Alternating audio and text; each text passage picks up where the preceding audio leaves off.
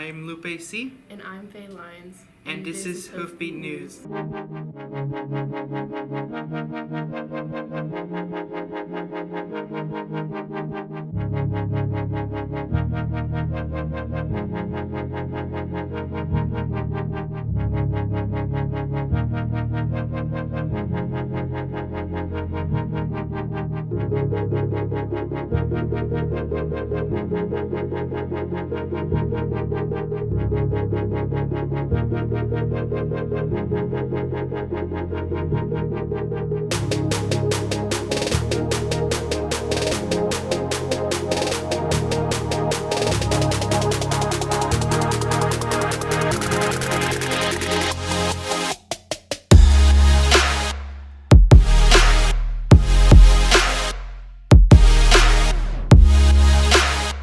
Today is Tuesday, November 14, and we are back with a new episode of Hoofbeat for you. Okay. Our cheer team had their league cheer competition. Kenzie has a story on that. Today I talked to some of the cheerleaders about how their league competition went. It's been really fun, but it's been really competitive, especially with Roosevelt and Thompson Valley being really, really big and having a lot of boys on their team and having really good stunts and tumbling passes.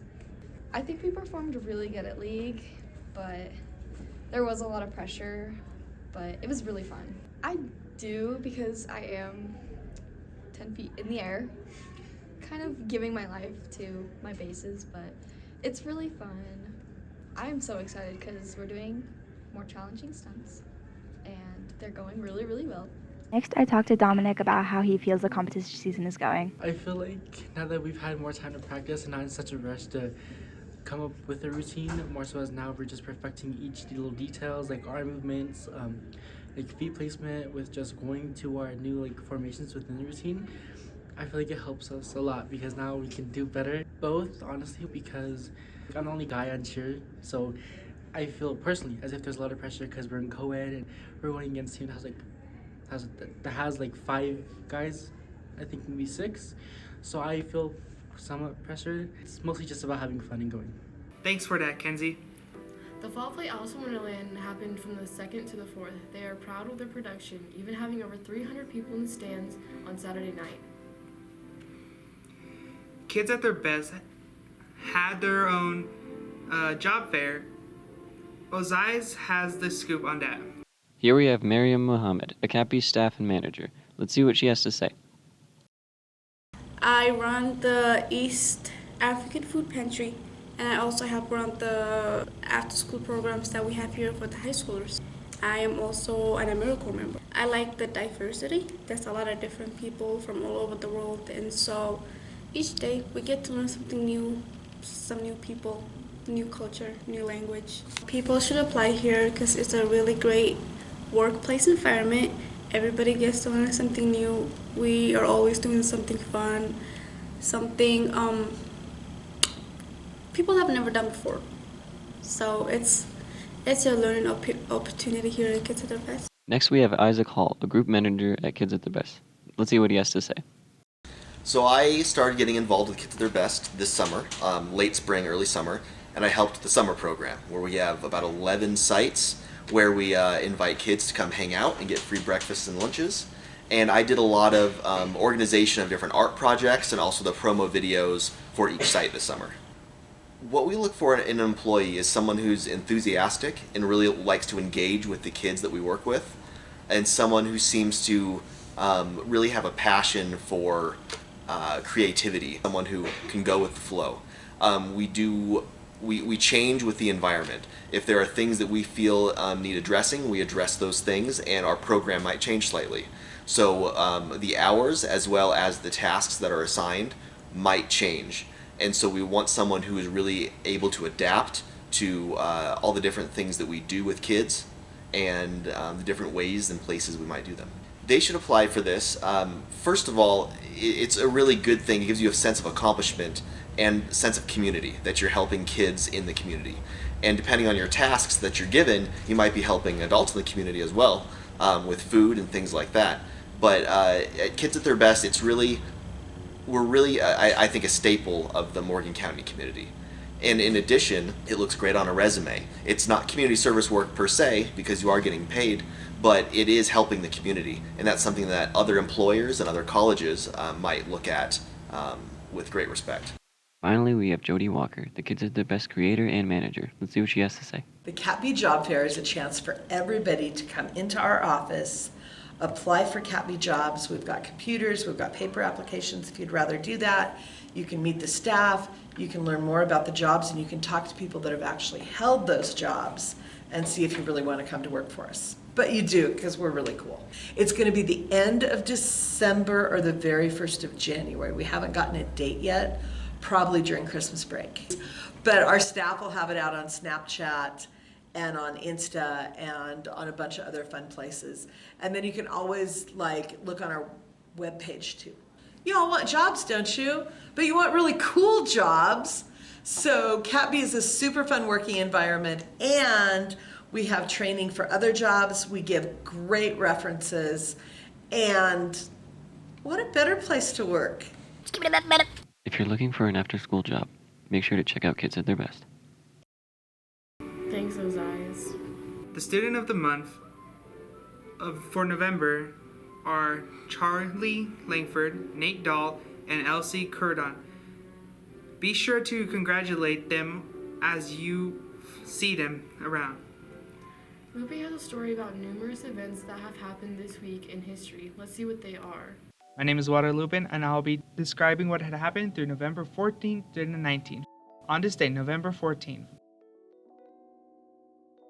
Black or White 1991 Michael Jackson's music video Groundbreaking Morphing Effect premieres simultaneously in 27 countries on MTV, Fox TV, and BBC Top of the Pops. 2002 film Harry Potter and the Chamber of Secrets is released based on the second book of the series by J.K. Rowling. On this day, November 15th, 1720, pirate Annie Bonny, Mary Read, and Calico Jack are captured by Captain Jonathan Barnett and brought to the Spanish town of Jamaica for a trial. 1777, Articles of Confederation, the first Constitution of the United States, is approved by the Continental Congress. On this date, November 16th,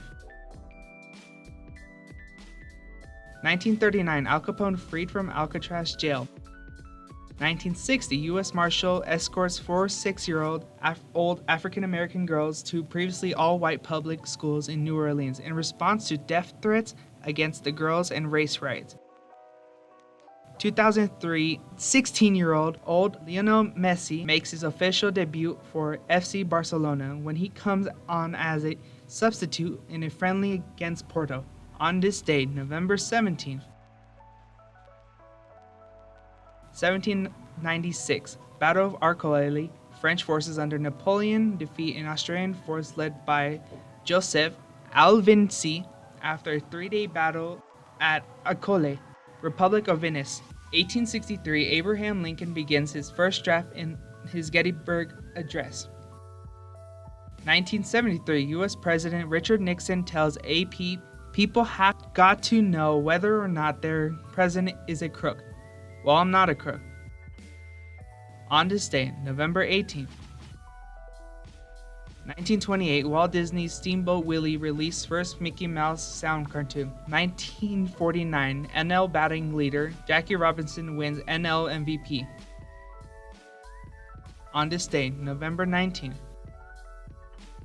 1620, the Mayflower reaches Cape Cod and explores the coast. On 1805, Lewis and Clark expedition led by Meriwether Lewis and William Clark reaches the Pacific Ocean and are become the first European Americans to cross the West with the help of Sacagawea. 1863, U.S. President Abraham Lincoln delivers his Gettysburg Address beginning with 77 years ago. 1919, U.S. Senate rejects the Treaty of Versailles by a vote of 55 to 39. Congress 2 years later approves resolution ending hostilities with Germany and Austria-Hungary. 2006 innovates a video game console. The Nintendo Wii is released finally to North America by Nintendo President Satoru Iwata. Thank you, Lupe.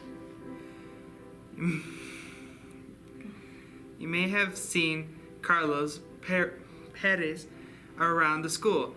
Spencer's got a got a chance to interview him. This is one of the seniors at the Fort Morgan High School. My name's Carlos Perez Molina. My dream job, I didn't know what I wanted to be, like, till last year, but I'm, like, figured out, like, I found out that I was, like, really good at, like, putting clothes together and, like, knowing what goes good with what. So I want to be, like, a fashion stylist designer. 4 years, I've seen myself growing my business out, just chasing the bag, getting money, like, the come up is real.